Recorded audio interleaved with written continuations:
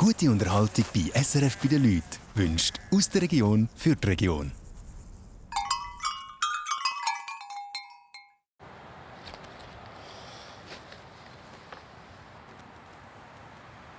Ja, ich habe Hilfe gerufen und dann ist einfach Autos sind oben durchgefahren, Traktoren, Töpfe sind oben durchgefahren und niemand hat angehalten. Das ist SRF bei den Leuten. Familiensache. Es ist ein Wunder, dass der Fabian Kappeler heute zusammen mit seiner Mutter und seinem besten Freund am Tisch hocken kann. Genau heute vor einem Jahr hatte er einen schweren Töpfunfall. Der Alessio war der Erste am Unfallort. Das Jahr ist schon schnell vorbeigegangen. Ja, es war schon schnell vorbei. Ja. Also, mal. Ich würde jetzt nicht sagen, dass ich vor einem Jahr einen Unfall hatte. Nein. Ich würde sagen... 2-3 Monate fühlt sich schon an. Ja. Seitdem sitzt der Fabian im Rollstuhl. Die Krücken sind am Alessio. Er hatte eine Knöcheloperation. Es ist schon speziell, weil halt vor einem Jahr hätte ja wie können, so gesagt, tot sein, aber ich bin zum Glück da. Ja. Es ist ein zweiter Geburtstag. Heute, am Jahrestag, gehen sie das dritte Mal an den Unfallort.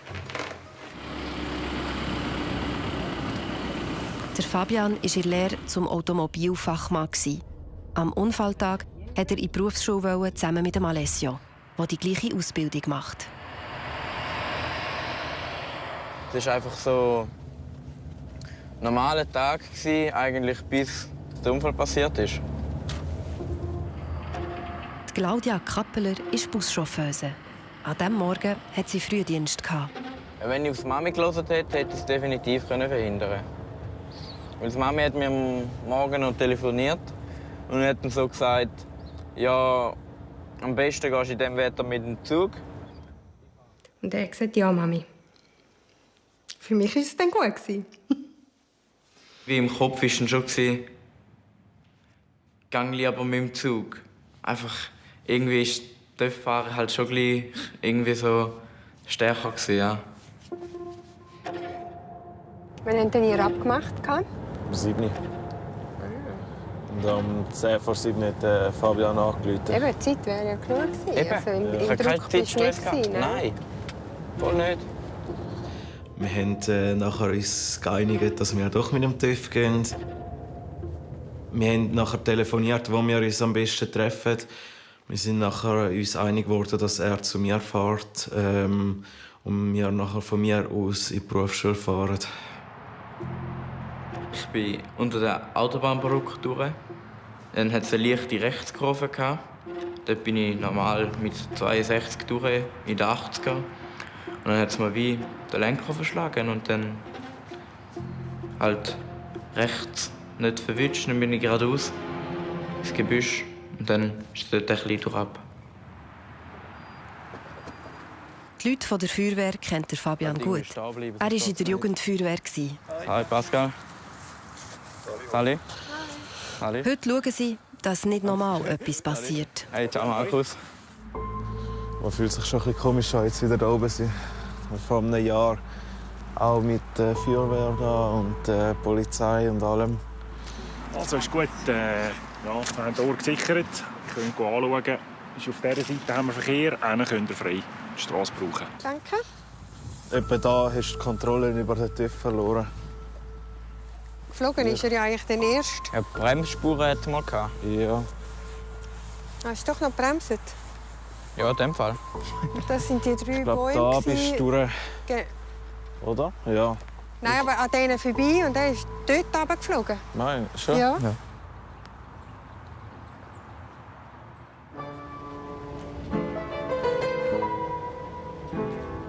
Das ist das Tor zu Mittelamerika, Mexiko.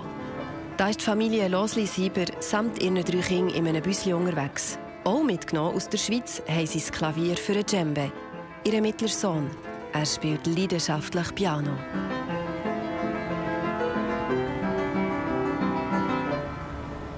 Jetzt geht's ab zu der Show. Ich habe eine Show. In so einem Amphitheater. Sie sind in Bacalar, in einem kleinen Städtchen im Süden von Mexiko. Djembe? Guten Tag. Ja. Ich gehe sonst mal schnell rauf, um zu schauen, ob jemand helfen kann mit dem Klavier. Ah ja. Okay? Jetzt gehen wir mal schauen, ob jemand rum ist. Die Gabriela und René sind zusammen mit ihren 3 Kindern seit 2 Jahren in Mexiko.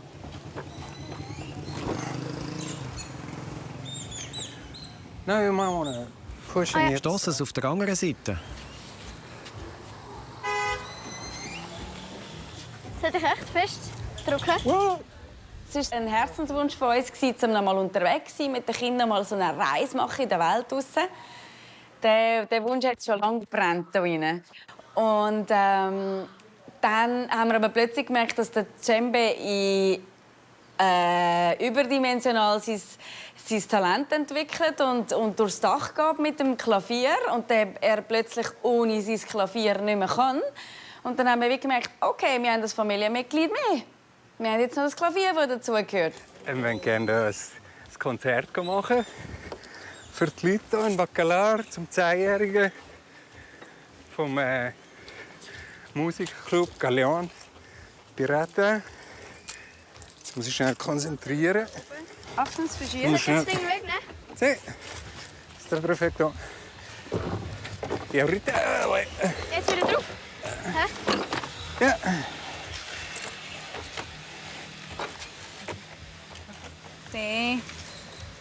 Es gibt nicht viele Instrumente, die noch sperriger sind. Aber mittlerweile haben sie so ihre Tricks drauf. Gracias. Gerade weil es so mühsam ist, habe ich es plötzlich cool gefunden.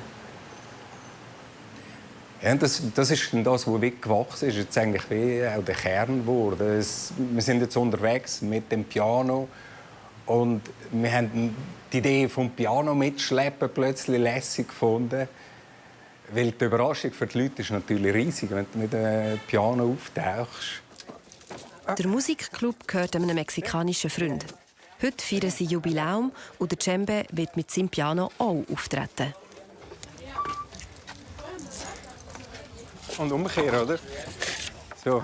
Aber dass man ihn sieht, so sieht man ihn ja gar nicht. Ich habe gemeint, es müsste so sein, damit man ihn sieht. So umkehren?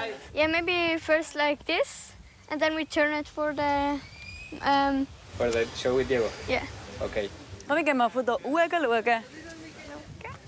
Anuea ist die jüngste der Familie. Sie ist erst 8 und macht heute Abend beim Auftritt auch mit.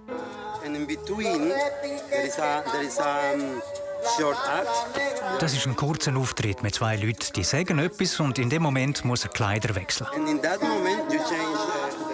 The clothes and the Make-up. Es wird immer bis in die letzte Sekunde wird alles wieder umgestellt und wieder auf den Kopf gestellt und nochmal gedreht. Und darum, egal wer was sagt, man nimmt es mal entgegen mit dem Bewusstsein, dass es nachher vielleicht halt komplett wieder anders ist. Der Muendo ist der grössere Bruder. Er ist 15. Das ist eine grosse Challenge. Es ist nicht einfach easy peasy die ganze Zeit, überhaupt nicht. Aber ja, so können die Geschwister können richtig zusammenwachsen, was die bei weitem nicht so wird passieren wie da. Ja, wir können einfach wirklich zusammen sein und zusammen das erleben. Und, ja.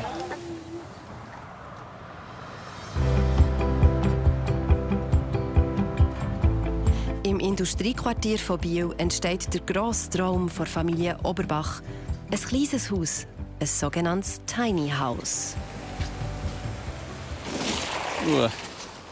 Falsche Seite, Urs. Der Urs Oberbach Sauhund, hast du mir noch das Shampoo? und sein Kollege der Manuel Frey wollen heute das Dach vom Tiny House fertig montieren. So. Läuft mal ein bisschen führen, sicher. Haben wir nicht mehr so einen See. Am Abend wollen sie Aufrichte feiern. Ein grosser Moment. Milfi könnte ein bisschen besser werden. Ja, ich meine, Aufrichte können wir gleich feiern. Von einem Modul haben wir jetzt das Dach oben. Von dem her können wir eigentlich mehr als zufrieden sein. Aber es wäre schon schön, einfach das Zweite noch gemacht zu haben. Der Rest gemacht und mal im Schernen und dann kann man auch wieder ein bisschen ruhiger schlafen. Ich kann auch so ruhig schlafen. Ja, du schon, ist ja nicht dein Haus. Ja. Das Wetter will aber heute gar nicht. Es kutet und regnet stark. Das ist so ziemlich das Dümmste für eine Aufrichtung.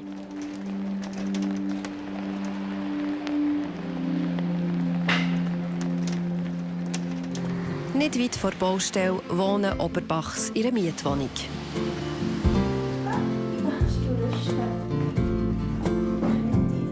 Noemi schaut zu den beiden Kindern und kocht zum Mittag für die ganze Familie.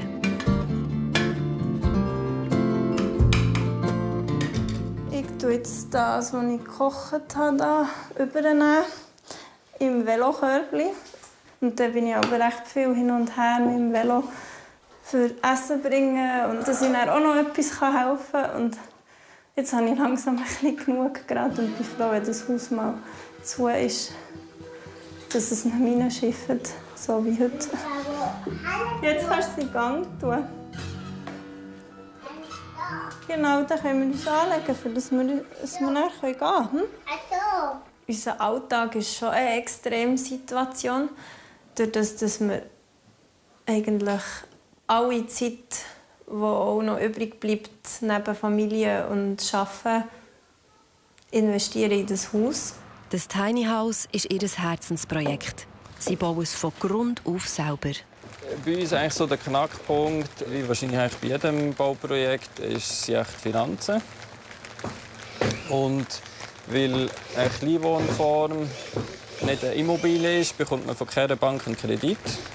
Darum müssen wir sehr viel selber machen und darum geht es einfach relativ lang. Also der Plan zum Einzug wäre eigentlich Weihnachten nächstes Jahr.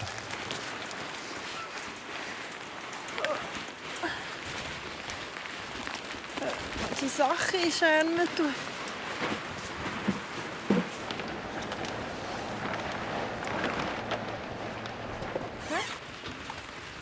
Jetzt kannst du den Salat überlegen.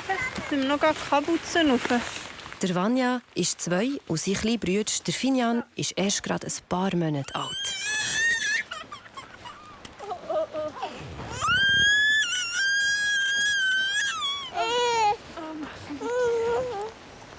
Hallo. Kannst du Willst mir zudecken, den, ja? ja, oder entweder zu tun oder den Finisher. Hallo. Hallo. Geht's gut? Ja. Ja, wir gehen jetzt immer noch. Oh, hui. In einem Jahr wollen sie hier innen wohnen. Auf gerade mal 44 Quadratmeter. So, guck mal, dann kriegst du einen grossen Teller. Ja. Ja. Da ist dein Gabel, Vanya. Die willst du? Was, du hast ein Plastik? Da Messer. Also ich komme ursprünglich von Deutschland, aus Stuttgart. Und damit unsere Kinder Grosseltern auch verstehen, rede ich mit den Kindern eigentlich Schwäbisch. Genau, so ist das. Ja, was zu mir auf die Schoß?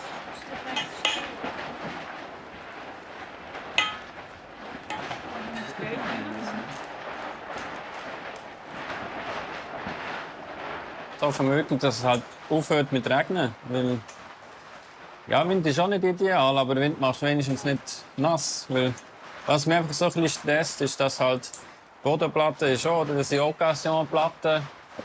Und die haben Schraubenlöcher. Und wenn es halt schifft, dann schifft es halt einfach runter.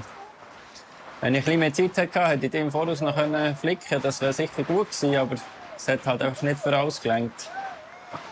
Es ist so schon knappe Zeit. Und ja.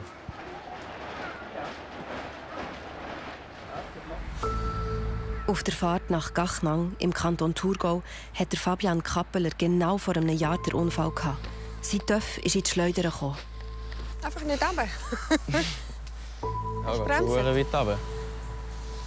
Also eben da unten sind alles Sachen gelegen und die Bäume sind noch... Es war alles markiert, halt mit Violett. Jetzt ist das alles nicht mehr. Wenn ich es so sehe, irgendwie unvorstellbar, dass ich drunter gelegen bin. Und vor allem, ich bin ja mit dem Kopf gegen runter. Und das dann gleich irgendwie noch so... Es hat sich nicht mal halb so steil angefühlt.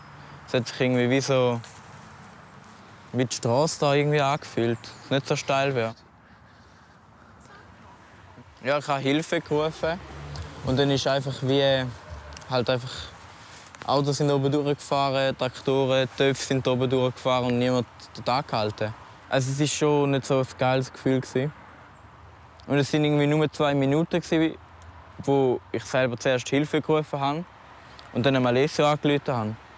Wenn ich dort einfach sagen, er hat auch nicht auf mich gehört, was aber positiv war, weil ich habe immer gesagt, tut eure Handy nicht in die Hosensäcke, wenn ihr irgendwo, auch mit dem Velo, TÜV und so. Ja, dort hat er nicht gehört und zum Glück hat er das Handy im Hosensack gehabt, weil dann hätte er alleine alarmieren können. Zuerst habe ich die Beine gar nicht mehr gespürt. Und dann habe ich mir so gedacht, sind meine Beine jetzt weg? Und dann habe ich mal runtergeschaut, die Beine sind noch da. Dann habe ich draufgeklopft und wie nichts gespürt. Und das war so ein sehr komisches Gefühl. Also, ich hatte noch nie so das Gefühl, irgendwie etwas nicht mehr zu spüren. Der Alessio hat am Unfallort richtig reagiert. Das ist wie so mein Lebensretter, Alessio. In dem Moment, wo ich da unten war und er mir gesagt hat, er spürt seine Beine nicht, habe ich so fest wie möglich versucht, ihn davon abzulenken und dass er nicht merkt, dass er seine Beine nicht spürt, dass er nicht in Panik gerät. Aber mir selber war es eigentlich bewusst, dass er eine Rückenverletzung hat. Aber mir war nie bewusst, dass das wirklich so eine krasse Rückenverletzung ist, dass er je nachdem das ganze Leben im Rollstuhl wird verbringen. Die Unfallbilder sieht der Fabian zum ersten Mal. Also das war echt krass, als ich den TÜV dort gesehen habe. Das Zweite ist noch... Da ist mein Helm! Der Helm! Der Helm! Der Helm, der nie mehr ist! Ey! Den hätten wir echt gerne gehabt noch. Aber... Das ist doch gerade oben kaputt gegangen. He? Wo? Da oben, schau. Tropft doch ein bisschen. Ja, du hast ja den Kopf ein bisschen angeschlagen. Ein bisschen schon, aber einen guten Helm gehabt, ja. Der Ring? Habe ich noch einen Ring angehabt? Ja. Den habe ich wahrscheinlich mit dem Händchen abgezogen. Aber hast du Händchen angehabt? Ja, ich habe TÜV-Händchen angehabt. Stimmt, TÜV-Händchen hast du auch was angehabt. Ja, und die habe ich dann abgezogen. Wahrscheinlich ist dann der Ring, aber du... Meistert. Ja. Du hast es gut gemeistert. Du hast gut durchgehabt. Am Anfang ist man gar nicht so, gut, machen wir halt da mit. Und dann irgendwann, wo dann der Träger kam, wo ich den Helikopter gehört habe, habe ich den Rettungsdienst dann gefragt, ist der für mich? Und er hat dann wie so gelacht, so, ja, der ist für dich. Und dort ist eigentlich wie so, ist mir nicht so viel durch den Kopf gegangen, ist mehr so, okay, ja. Dort ist mir wie nicht so der Ernst der Lage in den Sinn gekommen, da habe ich einfach gedacht, ja, du. Es war einfach so, ja, im Moment spürst du deine Beine nicht, morgen ist es dann wieder anders. Morgen stehst du wieder auf, gehst arbeiten, ja.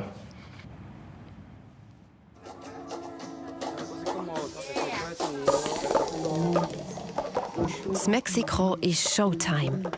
Der Auftritt von Djembe und der Anuea geht gerade los.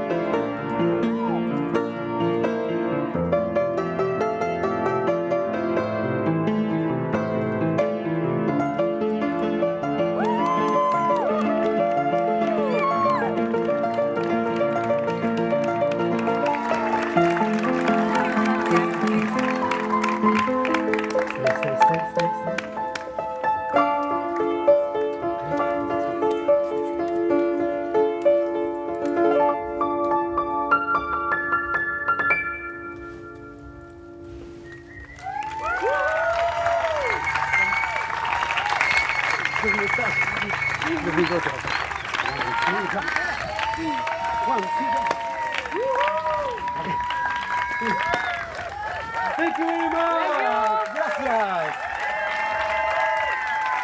Bienvenida, unida, Diego Giro. Gracias, gracias. Das war cool. Ja, stolz und ich finde es einfach mega cool, dass sie sich das getrauen, so einfach herstehen. Und sind schon nervös, gerade vor dem Auftritt, aber sie machen es. Ich finde es mega cool. Ja. Spät am Abend, es ist 11 Uhr, haben sie das Klavier wieder in den Bus hineingefertigt. Ein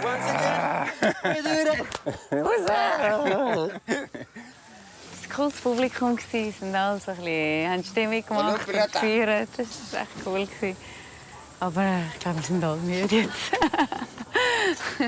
Invitation for you. Thank you. Yes.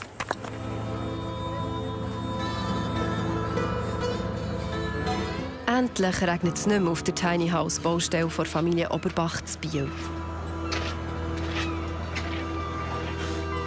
Das ist eine ökologische Dichtung.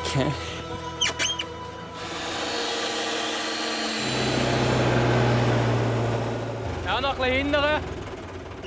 Gut, kann springen. Springen. Manu, gut so. Gehört mir nicht.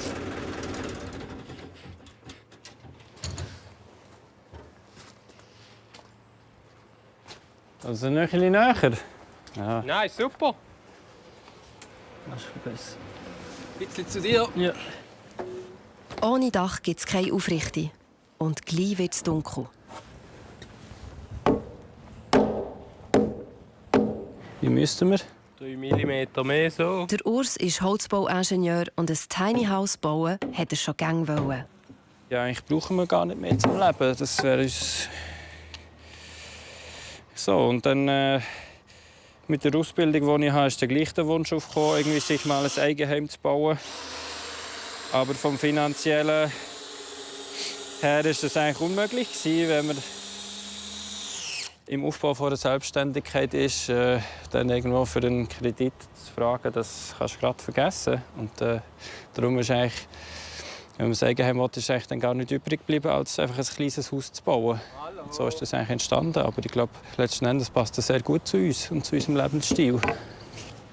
Neben dem Bau gibt es aber noch viel anderes zu bewältigen.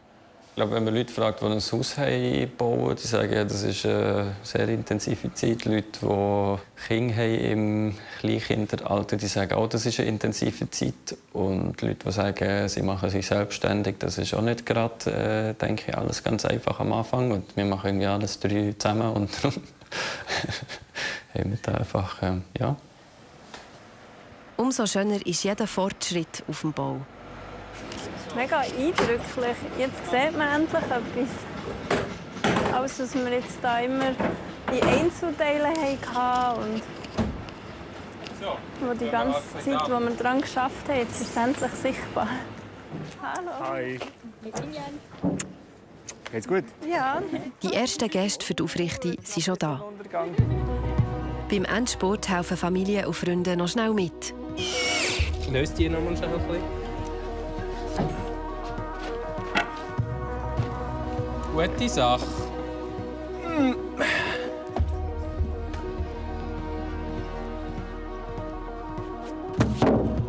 Hast du das Lattli an der Schraube? Also, das letzte Mal zu suchen schlagen.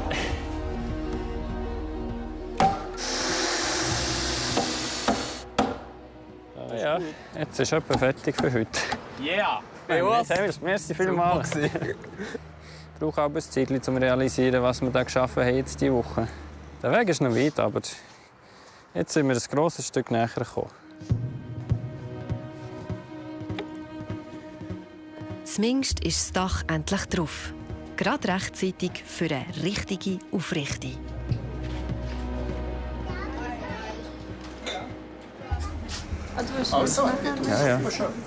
Ja, dann machen wir mal das Buffet ist eröffnet. He?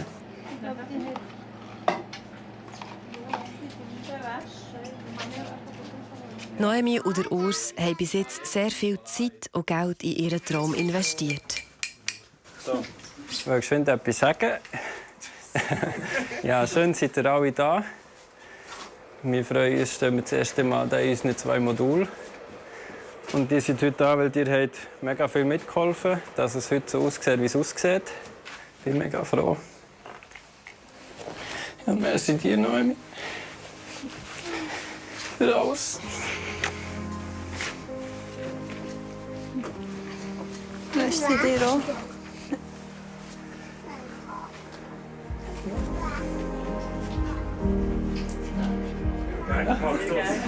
Gerne gemacht. Wir kommen noch mal ein bisschen.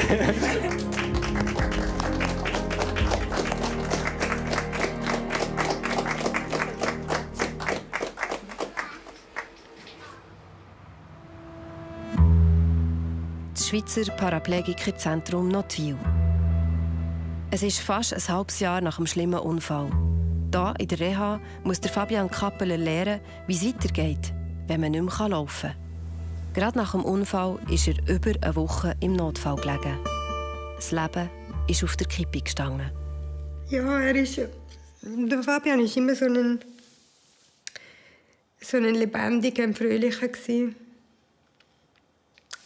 Und dort ist er einfach nur so hilflos, so. Einfach nicht er. Der Fabian hat dann mehrere Operationen gebraucht. Zum Glück hat er sich gut davon erholt. Das hast du sehr gut gemerkt, als er eigentlich nicht mehr die starken Medikamente hatte. Genau, er war wach. Er konnte wieder lachen. Er war aufgestellt. Er war wirklich wieder bis aufs Laufen der Fabian. Das Gefühl in den Beinen ist bis jetzt nie mehr zurückgekommen. Der Björn Zörner, der Chefarzt vom Paraplegikerzentrum, hat viel mit solchen schweren Rückenmarkverletzungen zu tun. Man sieht, dass die Kollegen der Orthopädie die Wirbel stabilisiert haben. Und wenn man hier im Grunde das Rückenmark nach unten verfolgt, dann sieht man hier eine leichte weiße Aufhellung im Bereich des Rückenmarks. Und das ist die Verletzung, die Rückenmarksverletzung von Fabian, die zu dem Querschnitt zur Paraplegie geführt hat. Querschnittslähmung ist mir erst 2,5 Wochen im Paraplegikerzentrum, dort in Nottwil, eigentlich gesagt worden, was es richtig ist. Also mit dem Rollstuhl, was alles noch auf dich zukommt. Also, ja, da ist mir eigentlich erst da richtig bewusst worden. Ob der Fabian eines Tages den Rollstuhl nicht mehr braucht und wieder laufen kann, ist etwas, das niemand sagen kann.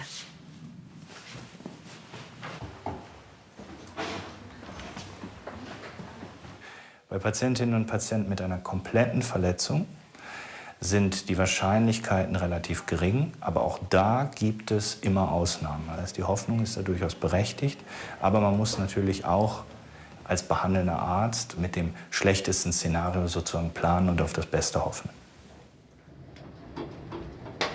Also lieber sagen sie nichts, anstatt irgendwann Hoffnungen machen oder eben sagen, du kannst nie mehr laufen. Weil wenn du dann irgendwann wieder laufen kannst, sagst du so, die Ärzte haben das und das erzählt. Oder wenn du dann sagst, du kannst wieder laufen und am Schluss nicht kannst laufen, der Arzt hat das und das gesagt. Warum ist denn das nicht so? Gut, links. Wir fangen mal an, links den kleinen, rechts keinen. Und dann versuchst du noch mal so hoch zu stützen wie möglich. Gut. Rauf, rauf, rauf. Ja, sehr schön. Super. Ist gut, kann ich wieder raus? Ja, kannst du wieder raus. Andere Seite mit dem. Probieren wir mal, ich bin näher, gell? Noch ein bisschen Gleichgewichtstraining. Der Fabian hat sich gut gehalten in diesen 5 Monaten Reha. Oh. Es hat zwischendrin noch mal eine Operation gebraucht. Das hat ihn wieder ein bisschen zurückgeworfen in die ganzen Aktivitäten, was er machen durfte, was nicht. Aber sonst muss ich sagen, es war eine sehr gute Reha, wenn wir so anschauen, was er erreicht hat, wie schnell er es auch erreicht hat. Da sind wir eigentlich sehr zufrieden und ich kann ihn recht beruhigt heilen. Genau. Ja. Ich bin mal gut mit den Psychen umgegangen. Also, mir ist es nie schlecht gegangen. Da bin ich relativ froh. Also, was ich da bei ein paar Patienten höre, bin ich schon relativ froh, dass ich nicht irgendwie die ganze Zeit überlegt habe, warum ist der Unfall passiert, warum das. Ja, ich bin eigentlich relativ positiv in die Sache eingestiegen. Ja. Bis jetzt hat er nie einen Tiefpunkt gehabt. Wir verstehen es auch nicht, aber wir sind froh, dass er das nicht hatte. Und er ist eigentlich von Anfang an wirklich optimistisch gewesen. Also er hat eigentlich noch auf der Intensivstation gesagt, Mami, du musst nicht traurig sein, es kommt gut.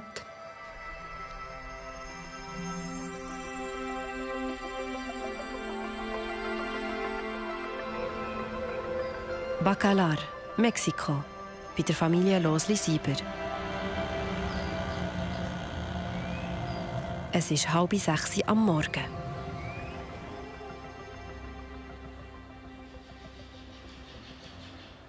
Der Vater René ist als einziger schon auf und am Arbeiten. Die Challenge ist jetzt hier einfach, dass ich will sozusagen die Familienenergie am Morgen nicht stören, indem dass ich irgendwie da sitze, aber nicht ansprechbar bin. Und umgekehrt natürlich auch, dass ich irgendwie da bin und kann eben konzentriert bleiben. Und darum fange ich mich hier an. Und im Idealfall finde ich irgendwo ein Plätzchen dann irgendwo draussen, so zwischen 6 und 7 gehe ich raus.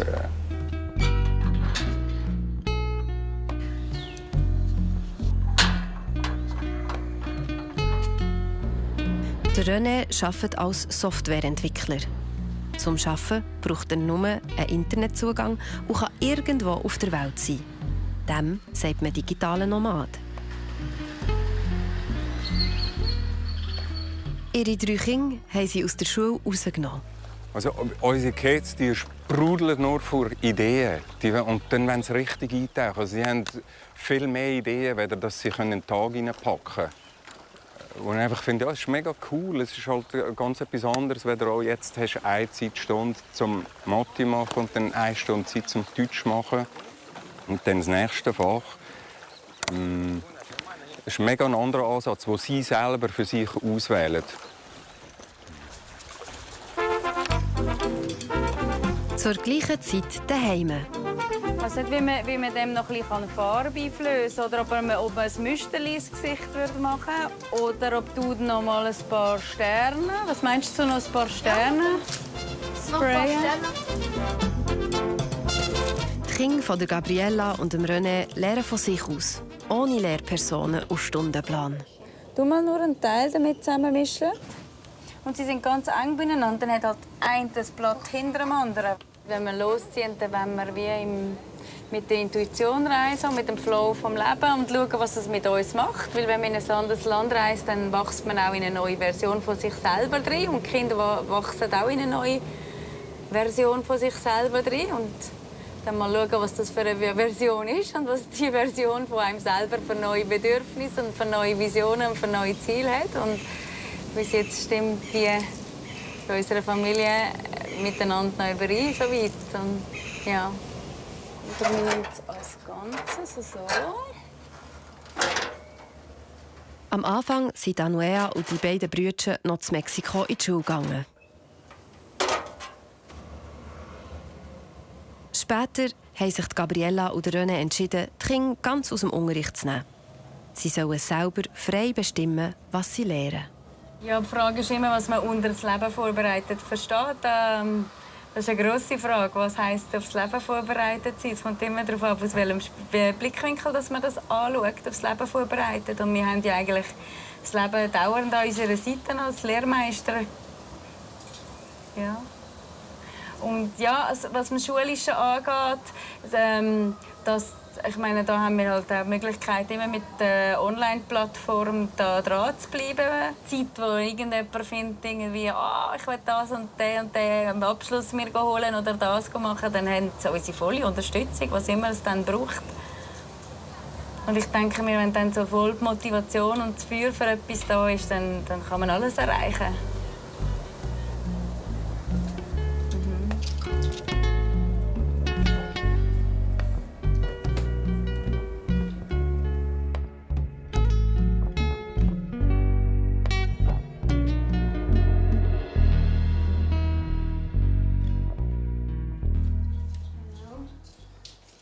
Gut, schau jetzt. Sind wir da. Ich habe leider nicht mega viel Puderzucker, aber jetzt tun wir das verstreichen. Weißt, wir können es dann auch immer noch von unten wieder aufretten. Heute hat der Jüngste von Oberbachs Geburtstag. Da hilft auch die grosse Silvia mit. Ja, das ist jetzt der erste und vielleicht auch der letzte Geburtstag hier in diesem Haus. Ich hoffe eigentlich schon, dass wir den nächsten Geburtstag von Finian hier im Tiny House feiern. Das wäre cool. Du da nicht reinlegen, weißt du? Das tun wir jetzt können wir es rausschütteln. Im unteren Stock in der Holzwerkstatt ist der Urs noch am Arbeiten. Er kommt fort. Er hat viel zu tun als selbstständiger Holzbauingenieur. Ich werde jetzt diese Woche eigentlich noch mal mega schön Wetter, um an der Fassade weitermachen. Die haben wir letzte Woche jetzt noch nicht ganz fertig geschafft. Aber ja, jetzt diese Woche mal wieder ein bisschen sonst Aufträge machen, im Ingenieurbüro arbeiten und dann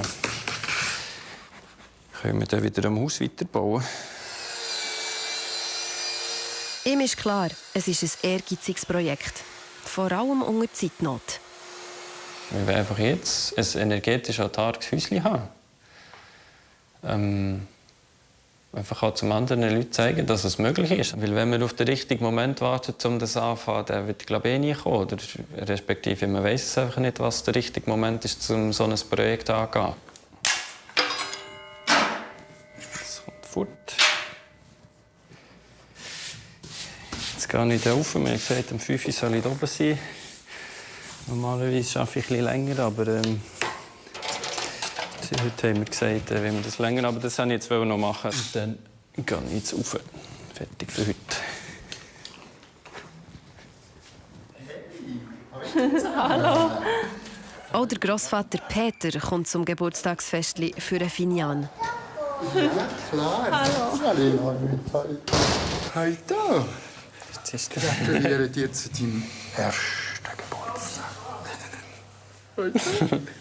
Hallo. Hi. Also es hat Suppe und dann einfach noch ein bisschen Herdöpfel. Die Eltern von der Noemi unterstützen die junge Familie bei der Umsetzung von ihrem Traum vom eigenen Zuhause, ihrem Tiny House. Sie sehen aber auch das Dafür und das Dawider. Leben auf engem Raum zusammen als Familie ist sicher manchmal vielleicht eine Herausforderung. Man lebt halt einfach viel mehr draussen, man wird wetterfester. Ja. Es gibt natürlich so gewisse Meilensteine halt auch. Und wo steht denn das Haus einmal? Und was, so viel. Wie wird's? Es ist ja ein Prototyp in dem Sinn, oder? Es gibt sicher auch technische Herausforderungen. Aber ich finde es grundsätzlich gut, dass man wohnt im Haus und in einem Garten. Also es gehört auch noch ringsherum etwas dazu. Genau. Geht mehr mit der Natur, ja. Ja. Aber was ich auch denke, ist, wenn du eben weniger Raum hast, zum Beispiel bei Konflikten, du musst es einfach lösen, weil du kannst dem nicht aus dem Weg gehen. Und das sehe ich auch als positiv an. Eine Herausforderung kommt mir noch in den Sinn. Das ist ja. Und zwar das Zügeln halt. Von einer 4-Zimmer-Wohnung in ein Tiny House zügeln, kannst du nicht alles mitnehmen.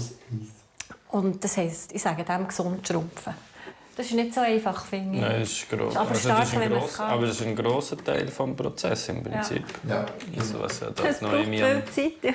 Noch am Ausmisten ist, nebst den Kindern. Also nebst dem Bauen, nebst den Kindern, nebst dem Hochen. Wie machen wir das mit dem Kuchenkurs? Ist er schon am Schlafen? Ja. Oh. So. Ja, du bist es so.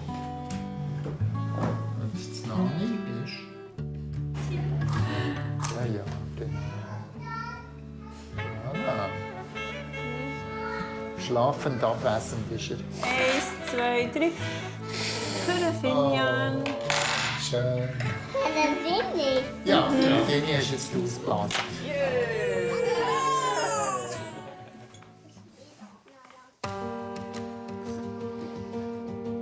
Der Alltag von Fabian im Paraplegikerzentrum ist mit Physiotherapie und weiteren Behandlungen durchgetaktet. Es ist nicht einfach, mit der neuen Lebenssituation umzugehen. Vieles musste er lernen. Als ich früher einen Rollstuhlfahrer gesehen habe, habe ich gedacht, der am See kann nicht mehr laufen. Aber das Größte, was dahinter steckt, ist das andere. Also das Laufen ist so eigentlich das kleinste Problem. Ja. Für die größte Mehrheit ist das Problem der Harnblasenfunktion, der Darmfunktion und der Sexualfunktion viel größer.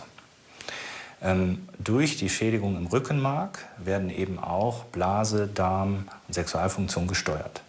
Und das fällt, genauso wie die Motorik an den Beinen oder das Gespür an den Beinen, bei einer Paraplegie aus. Wenn Blasenmanagement und das Darmmanagement wird zurückkommen, das wäre schon so ein grosser Schritt.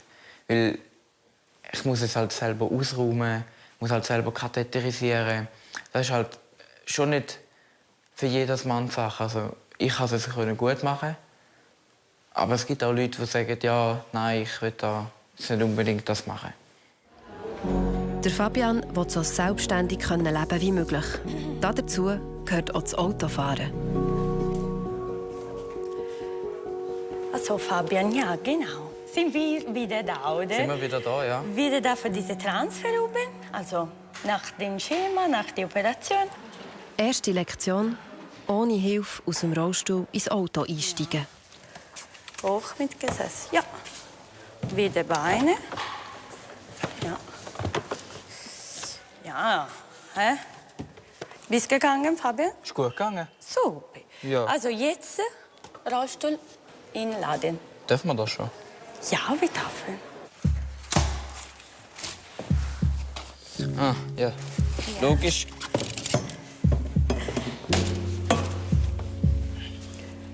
Genau. Super.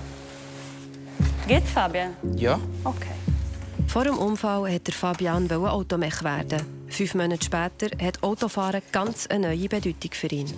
Es ist schon ein grosses Ziel, ja, weil halt kommst schneller von A nach B. Und es ist auch für mich einfacher, halt, anstatt immer in den Zug, also in den Zug einsteigen. Oder wenn du dann verpasst ist, dann ist es einfach blöd. Und mit dem Auto bist du dann einfach schneller.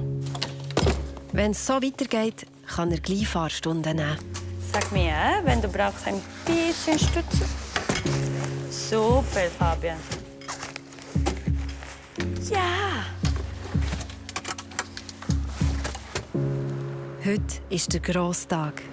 Die Claudia Kappeler kann ihren Sohn nach 5 Monaten abholen und ihn endlich wieder mit heimnehmen.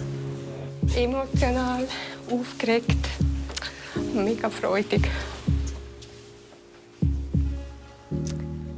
Ja, wir freuen uns alle, dass er wieder heimkommt. Wir sind aber auch gespannt, wie die Situation daheim ist.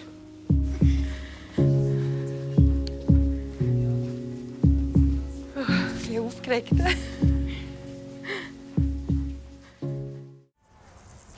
SRF bei den Leuten ist Ihnen präsentiert worden von «Aus der Region für die Region».